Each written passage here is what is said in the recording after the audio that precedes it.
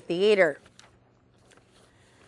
That same evening, we have Crystal Lynn and Company at 9:30 p.m. at the Embers Avenue. At Dante's, there's more live music going on at 9:30 p.m. that evening with Mr. Black Speedy Bash. Headliners are Western Aerial, American Bastard, Dirt Nap, and Psychodrome at Dante's. On January 23rd, karaoke will be going on with Rocky and Suzanne at 9 p.m. at the Embers Avenue. The Superstar Divas will be performing at CC Slaughters at 8 p.m. Both of these events are free. Also, once again, at Dante's, live music will be going on at 8 p.m. The headliners that night will be Blowfly, Witchburn. And then after they are done, there will be live music and cabaret at 11 p.m. with the Sinferno Cabaret with live music, fire dancers, jugglers, magicians, burlesque, and vaudeville, DJs, and debauchery. Also, at a little earlier on that evening at the Embers Avenue, there will be the White Night Show at the Embers Avenue at 6 p.m. And then Industrial Night at 9 p.m. if you want to listen to some more Gothic industrial music. We have Industrial Night at Plan B at 9 p.m. On January 24th, we have live music with DJ Marco at the Embers Avenue at 10 p.m. Once again, we have another Trailblazers game. This time, the Trailblazers will be playing against the Sacramento Kings at 7:30 p.m. in the Rose Garden Arena. Once again, let's show our Blazers some love. I know that they've had some tough times this year with a lot of injuries. So, once again, bring your red, black, and silver out and show our boys some support.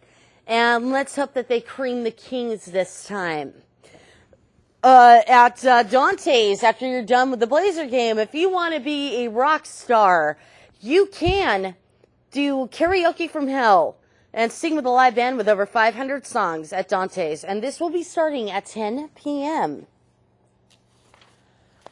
On January 25th, at Dante's, live comedy, and this will be the live comedy and talk show, the Ed Foreman Show with Ed Foreman, and open mic comedy. Well, the open mic comedy starts at 8 p.m. at Dante's, followed by the Ed Foreman Show at 9 p.m.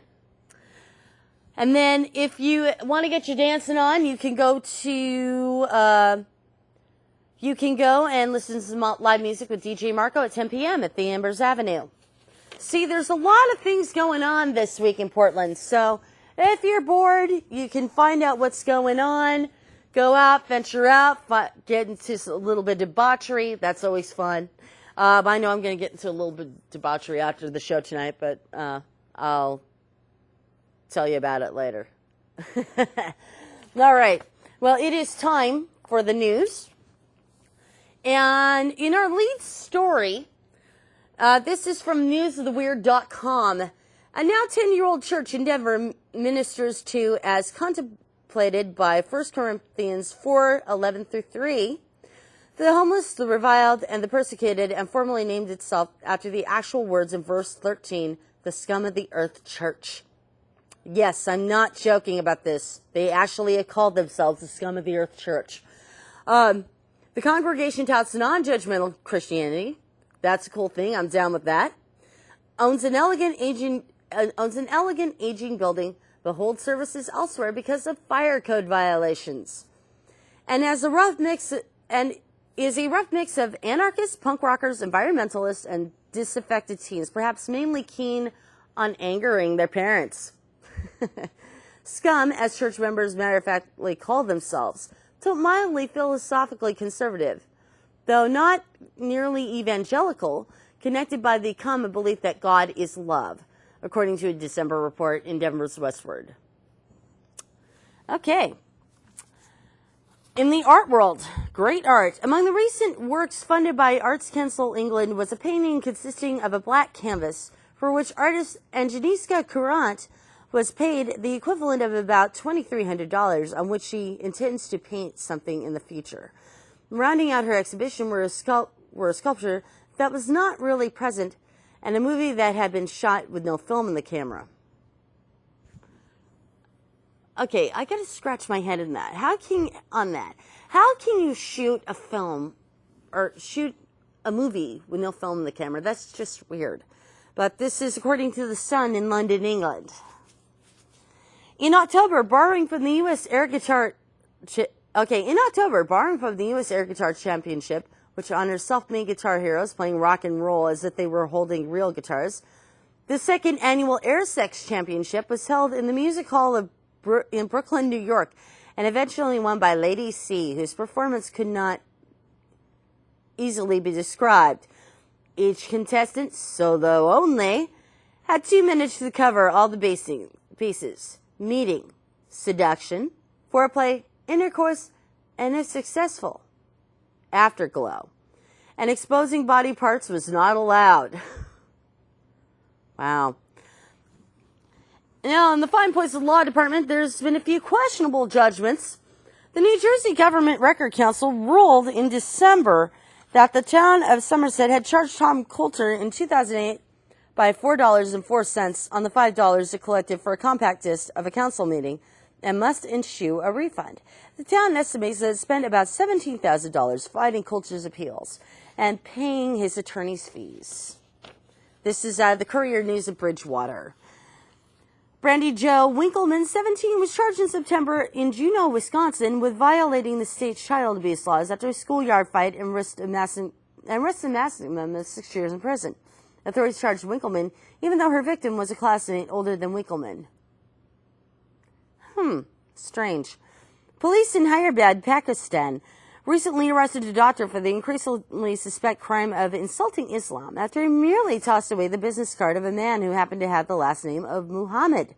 According to a December Associated Press dispatch, dozens of Pakistanis are sentenced to death each year after such tangible references to the holy name of Muhammad, but the government fears that trying to appeal the law might incite Muslim extremism.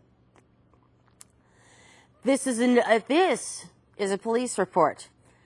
If you're not safe in your own home, I have to say, there's something wrong here. At 2 a.m. on November 13th in Akron, Ohio, a 70-year-old woman was the victim of a home invasion when Corey Buckley, 22, broke in and robbed her, according to the police report. The woman was seated on the commode at the time, and Buckley was dressed in a clown mask. Melissa Wegerman, 33, was convicted in November in Hagerstown, Maryland, of a February home invasion in which she broke into her neighbor's house while wearing only a bridal skirt and veil. She later blamed cold medicine and marijuana. Okay. In celebrity news, Robert Pattinson and Kristen Stewart rumored to be engaged. Yes, the Twilight couple is rumored to be engaged, ladies and gentlemen. This is out of London, England. Actor Robert Pattinson is rumored to have proposed to his girlfriend, Kristen Stewart. Now, he stars as Edward Cullen in Twilight and was also reportedly jealous because Kristen often spent time with another man. As reported by Fabulous Magazine Australia on Friday, Robert reportedly does not like the closeness between his girlfriend and actor Garrett Hedlund. He also gave an ultimatum to Kristen to prove his love. It does not expect the announcement of the engagement that was conducted in the near future, said a close source to Robert.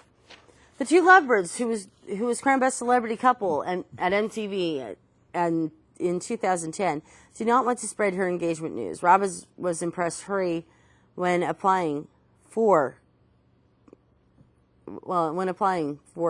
Christine. And in fact, Rob did not get to buy a ring for Kristen, said the source.